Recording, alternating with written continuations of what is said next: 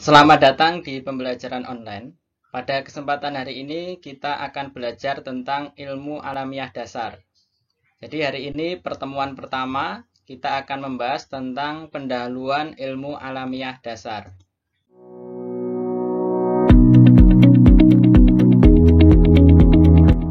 Kita akan membahas dari tujuan pembelajaran IAD atau ilmu alamiah dasar.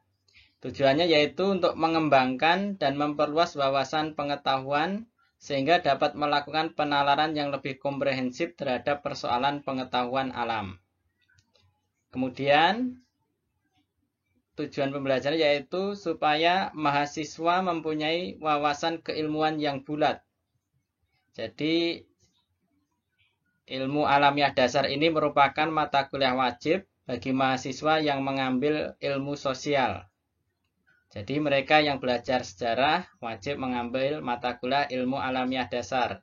Bagi yang belajar ilmu sosial wajib mengambil ilmu alamiah dasar. Tujuannya apa? Supaya mahasiswa itu mempunyai wawasan keilmuan yang bulat.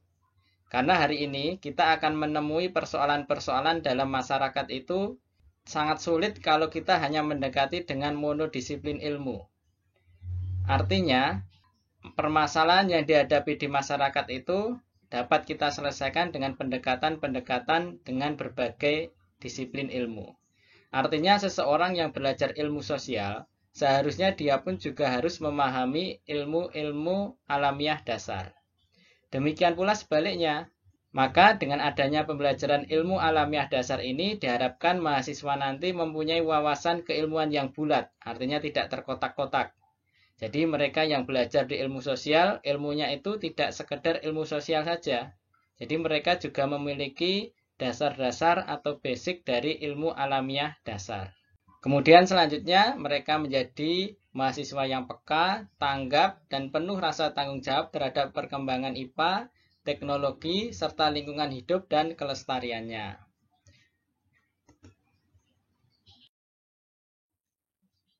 Selanjutnya, arah pembelajaran ilmu alamiah dasar, yaitu supaya paham, sadar, dan berperan aktif menjaga kelestarian lingkungan hidup secara arif dan bertanggung jawab. Jadi bagi mahasiswa yang basicnya atau saat ini belajar tentang ilmu sosial, harapannya dengan belajar ilmu alamiah dasar ini bisa menumbuhkan rasa kepedulian terhadap lingkungan hidup. Kenapa?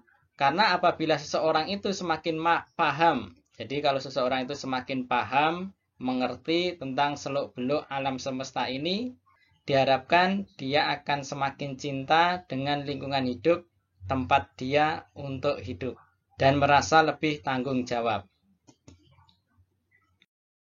Di pertemuan ketiga, kita akan membahas tentang alam semesta. Selanjutnya, di pertemuan keempat, kita akan membahas tentang biosfer. Jadi kita akan membahas biosfer itu pengertiannya apa, kemudian karakteristik flora dan faunanya seperti apa. Kemudian yang kelima, kita akan membahas tentang ekologi. Kemudian yang keenam, di pertemuan keenam, kita akan membahas tentang struktur dan fungsi organisme itu seperti apa. Kemudian yang ketujuh, kita akan membahas tentang perkembangan dari organisme. Di pertemuan ke-8, kita akan melakukan ujian tengah semester. 7 kali pertemuan, kemudian di pertemuan ke-8, kita akan melaksanakan ujian tengah semester.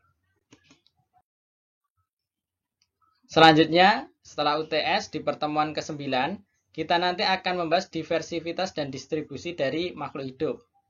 Kemudian di pertemuan ke-10, kita akan membahas tentang sumber daya alam dan pengelolaannya itu seperti apa.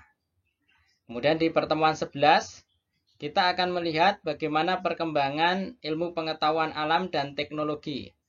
Kemudian di pertemuan 12, ini kita akan membahas tentang dampak perkembangan ilmu pengetahuan alam dan teknologi.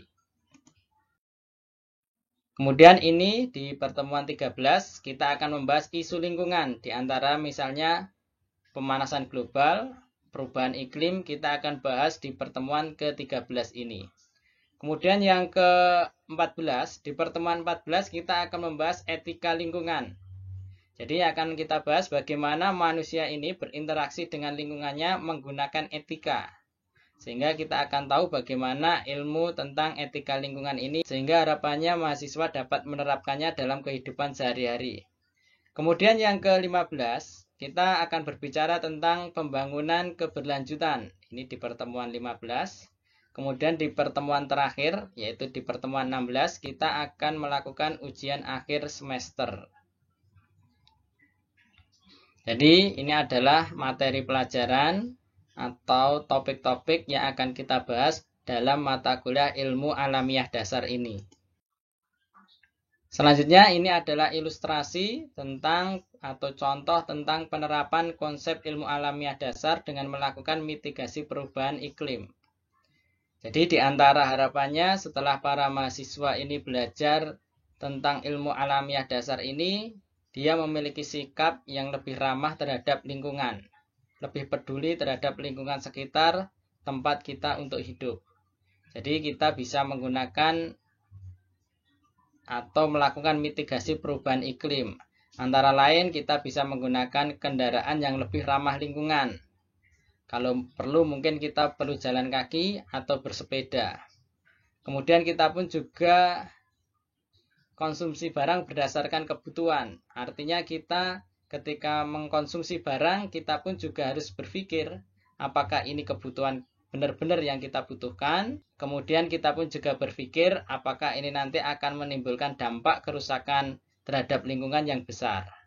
Kemudian kita pun juga mengurangi dari penggunaan gas aerosol.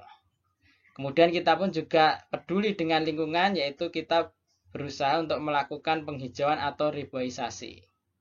Jadi kalau kita pun harapannya juga bisa introspeksi diri, apakah kita melakukan kegiatan-kegiatan yang menghijaukan bumi kita, misalnya melakukan reboisasi, sudah berapa banyak mungkin pohon yang kita tanam, atau jangan-jangan selama kita hidup di bumi tempat kita hidup ini, jangan-jangan belum pernah sama sekali kita menanam pohon.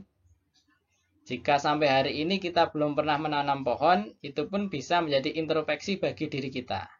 Oh iya, saya itu hidup di bumi ini.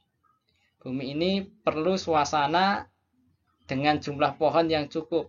Sudahkah saya melakukan penghijauan itu? Mungkin di rumah atau di mana tempatnya. Sudahkah saya menanam pohon untuk kehidupan ini yang lebih baik? Jika belum, harapannya para mahasiswa ya bisa melakukan kegiatan penghijauan atau reboisasi ini di tempat yang memerlukannya. Kemudian selanjutnya, yaitu hemat penggunaan air dan listrik, serta gunakan peralatan hemat energi. Jadi harapannya kita pun juga memiliki sifat atau memiliki perilaku kehidupan yang hemat penggunaan air dan listrik. Artinya setelah mengikuti mata kuliah ini, harapannya ya mahasiswa lebih peduli dan lebih hati-hati ketika menggunakan air dan listrik, digunakan sehemat mungkin karena ini untuk menghemat energi. Kemudian melakukan 3R, kemudian batasi penggunaan kertas maupun kita bisa menggunakan pupuk organik. Jadi ini adalah contoh sederhana bagaimana harapannya ketika para mahasiswa sudah belajar IAD, dia mulai peduli dengan lingkungan yang ada di sekitarnya. Jadi ini adalah harapannya. Demikian untuk pendahuluan kuliah ilmu alamiah dasar pada kesempatan ini. Kita akan bertemu di pertemuan berikutnya. Terima kasih, semoga ini bermanfaat.